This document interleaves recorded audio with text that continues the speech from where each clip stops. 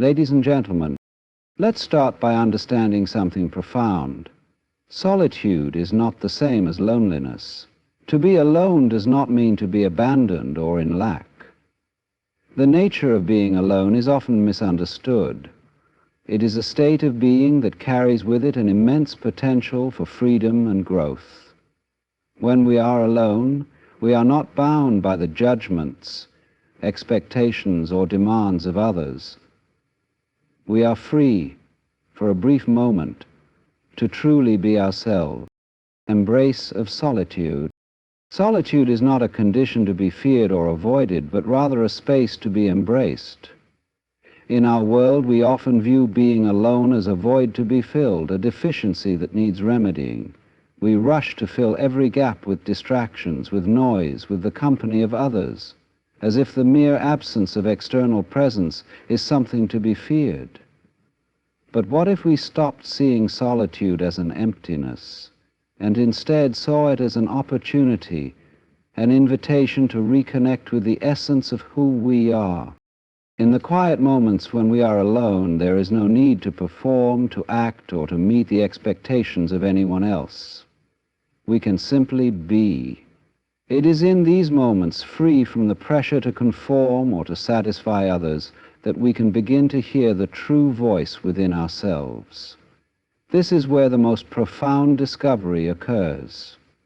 When we are alone, we are free to explore the deepest corners of our own mind, to investigate our thoughts without judgment or interference. This is not loneliness, this is a return to our own nature, a chance to be reintroduced to the self beneath the roles we play in the world. Solitude is the space where we stop looking outward for answers and begin to look inward. In this stillness, we can witness the ebb and flow of our own thoughts and emotions without the need to suppress, ignore, or manipulate them. There is no need to seek approval or recognition from the world outside. In solitude, we are able to step away from the illusion that we are defined by our relationships, our status, or our achievements.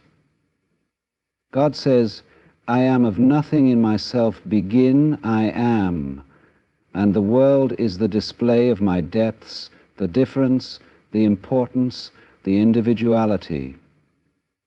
And the joy and wonder of living, we are reminded that our worth is inherent, not based on any external measure. And it is in this embracing of solitude that we become intimately familiar with the rhythms of our own being. We come to realize that the external world, with all its noise and rush, is but a fleeting reflection of our inner world. When we take the time to be alone, we enter a sacred space where we are in full communion with ourselves, with our true essence. It is here, in the embrace of solitude, that we begin to understand the depths of who we are. Not as an image, not as a persona, but as a living, breathing expression of life itself. When we are alone, we are given the rare and precious gift of awareness. In the solitude of our own company, we can step back from the constant noise of the world, the distractions, the chatter, the endless busyness that pulls us in every direction. These external forces, these external voices, often shape our reality in ways we don't even realize. We begin to live in patterns that aren't our own, responding automatically to the needs and expectations of the world around us. But in solitude, we are given the chance to pause, to stop reacting and start observing. Awareness, in this sense, is not merely the act of knowing that we exist. It's a deeper, more intimate experience of being fully present with ourselves and with the moment. It's the ability to be aware not only of our thoughts and emotions, but of the space between them. It's the recognition that the mind, with its endless stream of thoughts, is not the totality of who we are. We are not our thoughts, nor are we bound by them. When we embrace solitude, we come into a deeper relationship with the awareness that underlies every thought, every feeling, every experience. In solitude, There is an opportunity to let go of the need to plan, to predict, to control. We are no longer tied to the future or haunted by the past. We are liberated from the tyranny of what's next or what was. In this space, we can experience life in its most raw and immediate form, here and now. And it's in this moment, in this awareness of the present, that life begins to reveal itself in its truest form. The power of presence, of being completely aware in the moment, is that it allows us to experience the world without distortion. Without the lens of fear, anxiety, or expectation clouding our perception, we begin to see things as they truly are. We see not just with our eyes, but with our whole being. We hear not just the sounds, but the music of life itself. When we are truly present, every sensation becomes more vivid, more meaningful. It is in these moments of pure presence that we are able to touch the essence of life. This is where real transformation happens, not in the hustle, not in the noise, but in the simple act of being present. When we stop to notice the world as it is, when we drop the incessant need to do, to achieve, to be something, we discover a profound stillness that connects us to everything. In solitude, we are not separate from life. We are not distant from the world. We do not listen to everything like, and like is, briefly, everything. In solitude, we are not separate from life. We are not distant from the world. In fact, it is in these moments that we feel most connected, most attuned to the symphony of existence unfolding all around us. Freedom from external validation. In the company of others, we often find ourselves caught in a subtle dance of seeking approval, recognition, or affirmation. From the moment we are born, we are conditioned by society to look outward for validation, to measure our worth against the opinions, expectations, and judgments of others. We are taught to perform, to fit in, to seek acceptance in order to feel whole. And yet, in this pursuit of external validation, we lose touch with something far deeper, our own intrinsic. Being alone, however, offers us the freedom to shed this need for external approval. When we are alone, there are no eyes to judge us, no voices to tell us how we should be or what we should do. In the absence of others, we are free from the pressure to conform to a set of arbitrary standards, free from the relentless cycle of proving ourselves worthy. In the relentless cycle of proving ourselves worthy, we are invited instead to rediscover our own worth in its purest form, not because we have earned it, but because it is inherent in our very existence. Without the need for external validation, we begin to understand that our value does not come from the world's approval. It is not contingent upon how others perceive us, how they rank us, or how they measure our success. We come to realize that we are not defined by the roles we play, whether as a partner, a friend, an employee, or a parent, but by the simple fact that we are. Being alone grants us the opportunity to reconnect with this deeper, unshakable truth. When we stop seeking validation from others, we begin to live in a more authentic way. We act from a place of internal alignment rather than external pressure. Our actions are no longer motivated by the desire to please or to impress, but by a deeper sense of purpose and meaning. In solitude, we can reflect on what truly matters to us, not what others expect, but what resonates with our own soul. It is in this space that we find the courage to express our true selves without fear of judgment, to create and live according to our own standards of happiness and fulfillment. And in this freedom from external validation, we also free ourselves from the constant anxiety of comparison. We stop measuring ourselves against others, stop worrying about whether we are keeping up or falling behind. The need to be better than someone else dissolves, and with it the endless competition that drives so much of modern life. Instead, we can simply be. We can exist in the world as we are, without the need to prove ourselves to anyone. It is in solitude that we learn to trust our own voice. Without the noise of others influencing us, we are better able to listen to our own intuition, to hear the quiet wisdom that resides deep within. The approval of others fades away, and we are left with the profound realization that the power of the inner dialogue.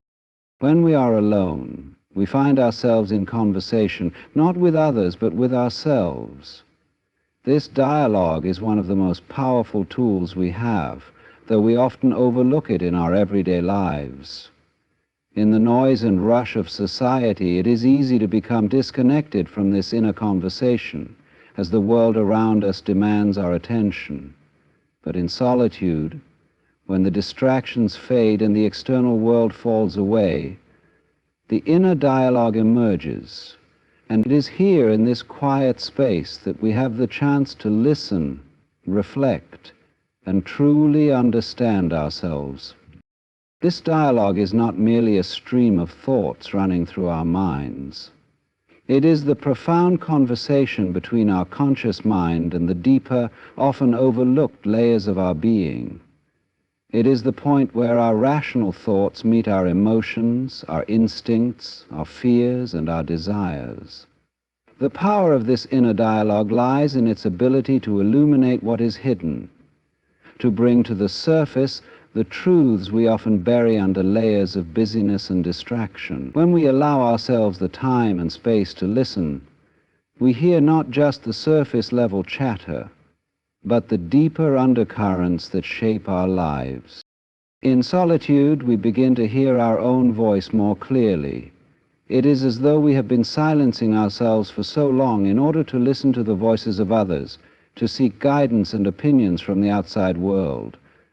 But when we are alone, we can silence that external noise and finally turn inward. The inner dialogue becomes a sacred conversation, where we can question, probe, and explore the deepest aspects of who we are. What do we truly desire? What are we afraid of? What truths have we been avoiding? These questions, and many more, emerge when we allow ourselves to engage in this intimate exchange with our own mind and heart. This dialogue is not always easy. It can be uncomfortable, for it often brings us face to face with truths we'd rather not confront.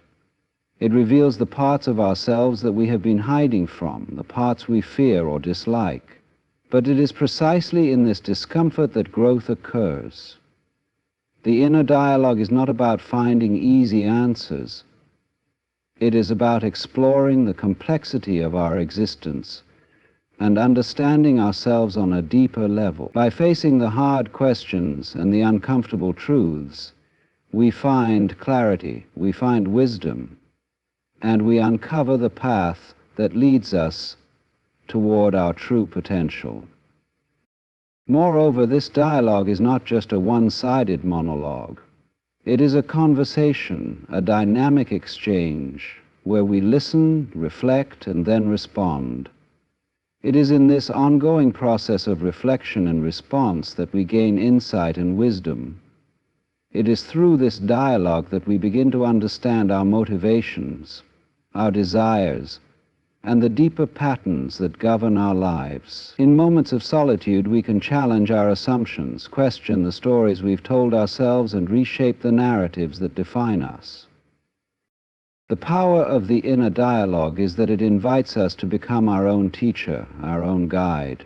In the quiet moments alone, we discover that we are not separate from the answers we seek. The wisdom we long for is already within us.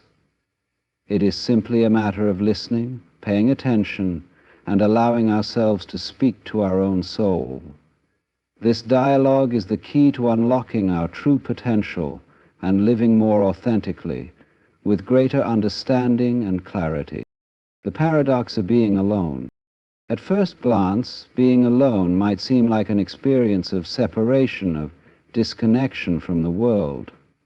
The word alone itself often carries the weight of isolation, of being cut off from others, from the fabric of life. And yet, the paradox of being alone is that in this very state of solitude, we are often most connected, most deeply attuned to the world around us, to the universe itself. It is in our aloneness that we come to understand in a profound way our place within the vast interconnectedness of all things.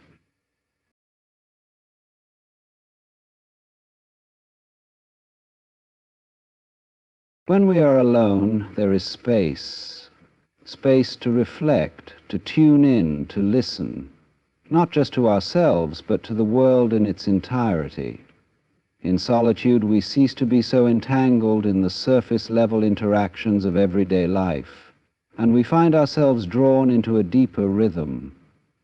The hum of the universe, the pulse of life itself, becomes more apparent.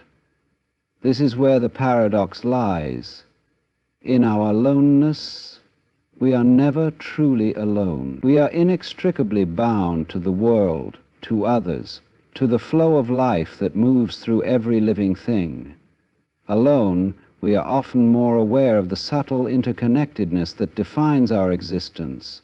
We notice the way the wind moves through the trees, the way the sunlight reflects off the water, the way our breath flows in and out with the same rhythm as the tides. We become attuned to the fact that we are part of something far larger than ourselves, a greater whole in which we have a vital yet humble place. In this sense, aloneness does not separate us, it connects us. It is in solitude that we can come to the startling realization that separation is an illusion. The boundaries we perceive between ourselves and others, between ourselves and the world, are not as solid as we think. They are constructs of the mind, built to maintain the idea of an individual self. But when we are alone, free from the external distractions, we can begin to see that this idea of separateness is merely a temporary experience, a story we tell ourselves in the noise of life. In reality, we are constantly in relationship with everything, whether we are aware of it or not. Our aloneness gives us the clarity to see this. In the quiet moments when we are alone, we also feel a deep sense of belonging. It is not the belonging that comes from being accepted by others, but a more fundamental, unspoken belonging to existence itself. We recognize that we are part of the flow of nature, part of the ongoing process of life, and this realization transcends the superficial sense of isolation. We are connected not only to the people we love, but to the entire universe, to the past, to the present, and to the unfolding future. The paradox of being alone is that it often leads to a profound sense of unity, not only with others, but with the universe as a whole. It is a reminder that while we may temporarily withdraw into solitude, we are never truly separate from the vastness of existence. We are always part of something larger, and it is in our aloneness that we become most aware of this deeper connection. In the absence of external distractions, we discover that aloneness is not a void to be feared, but a space in which we come to understand the wholeness of life itself. In conclusion, being alone is not a state of emptiness, but a powerful opportunity to reconnect with the deepest parts of ourselves. In solitude, we are given the rare gift of awareness and presence, free from the distractions and expectations of the external world. It is in this stillness that we can break free from the need for validation and rediscover our intrinsic worth. The inner dialogue, which often goes unheard in the hustle of life, becomes a profound conversation with our true selves, guiding us toward clarity and insight. And perhaps most paradoxically, In the experience of aloneness, we discover our deepest connection to the world and the universe at large. In solitude, we realize that we are never truly alone, but part of an intricate web of life, constantly in dialogue with the rhythm of existence itself. Alone, we come to understand the unity of all things.